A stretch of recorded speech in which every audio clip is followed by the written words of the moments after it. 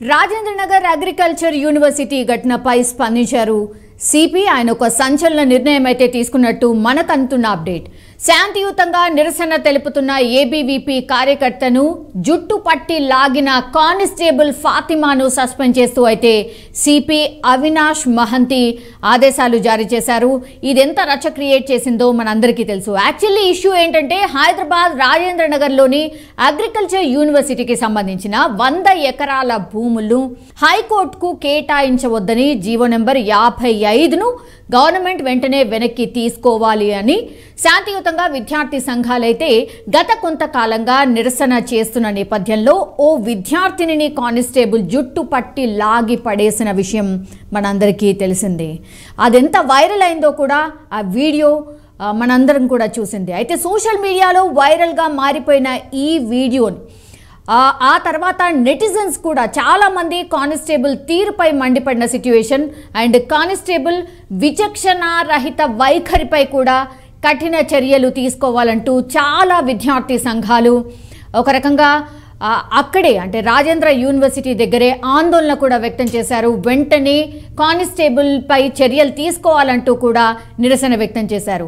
And netizens కూడా demand చేసిన నేపథ్యంలో ఘటనపై స్పందించింది National Human Rights Commission. Telangana సిఎస్తో పాటు డీజీపీకి కూడా నోటీసులు ఇచ్చిన విషయం కూడా మనందరికీ తెలిసిందే. ఇక ప్రజలను రక్షించేందుకే పోలీసులు ఉన్నారు అంటూ పోలీసులు అయితే చెప్తారు. ఫ్రెండ్లీ పోలీసింగ్ అంటూ కూడా చెప్తూ ఉంటారు. మరి రక్షకులే ఇలాంటి చర్యలకు పాల్పడితే ఎలా, అధికార దుర్వినియోగానికి పాల్పడితే ఎలా అన్నటువంటి క్వశ్చన్ మార్క్స్ వస్తున్న నేపథ్యంలో ప్రజల పట్ల ఇట్లాంటి వైఖరి ఏమాత్రం మంచిది కాదు, ఇది ఉపేక్షించలేము అన్నటువంటిది కూడా చాలామంది అభిప్రాయం. సో తప్పు ఎవరు చేసినా సరే, అది పోలీస్ అయినా సరే శిక్ష అనుభవించాల్సిందే, వాళ్ళకు కూడా శిక్ష వేయాల్సిందే అనే అభిప్రాయం వ్యక్తమవుతున్న నేపథ్యంలో ఇప్పుడు విద్యార్థిని జుట్టు పట్టి లాగిన కానిస్టేబుల్ ఫాతిమాను అయితే సస్పెండ్ చేస్తూ సిపి అవినాష్ మహంతి ఆదేశాలు అయితే జారీ చేసిన సిట్యుయేషన్ మనకైతే కనిపిస్తోంది. సో ఒక్కసారి ఈ విజువల్ ఎప్పుడైతే వైరల్గా మారిపోయిందో అప్పటి నుంచి కూడా చాలామంది విద్యార్థి సంఘాలు మాట్లాడిన సిట్యుయేషన్. ఆమె 2-3 రోజుల పాటు ఎవరైతే విద్యార్థిని ఉండిందో ఝాన్సీ, ఆమెకు ట్రీట్మెంట్ కూడా జరిగింది. ఓ 2 రోజుల పాటు అబ్జర్వేషన్లో హాస్పిటల్లో కూడా ఉండింది. జస్ట్ నిరసన అది శాంతియుతంగా చేస్తున్న నేపథ్యంలో ఇట్లాంటి దాడి అండ్ ఇట్లాంటి ఘటన చోటు చేసుకోవడం చాలా బాధాకరం అంటూ ఆమె అభిప్రాయాన్ని కూడా వ్యక్తం చేసిన నేపథ్యంలో ఆఫ్టర్ 1 వీక్ అనుకోవచ్చు ఒక చర్య అయితే జరిగింది.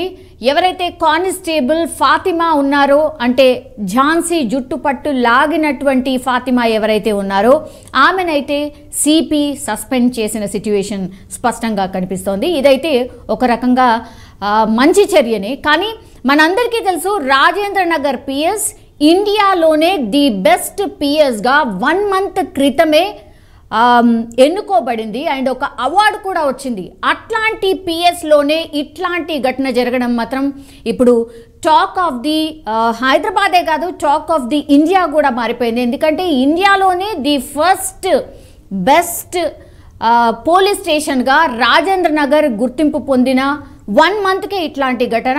అండ్ ఈ ఘటన జరిగిన తర్వాత విద్యార్థి సంఘాలు కావచ్చు చాలామంది రెస్పాండ్ అయిన తీరు అండ్ ఈరోజు సిపి అవినాష్ మహంతి తీసుకున్నటువంటి చర్య. సో లేట్గా అయినా సరే ఒక చర్య అయితే జరిగింది అన్నటువంటి మాట అయితే వినిపిస్తోంది.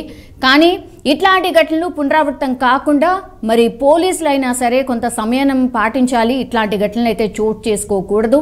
ఫ్రెండ్లీ పోలీసింగ్ అని మాటల్లో చెప్పడం కాదు, పాటించాల్సిందే అన్న అభిప్రాయం మాత్రం చాలామంది ప్రజల నుంచి వ్యక్తమవుతోంది.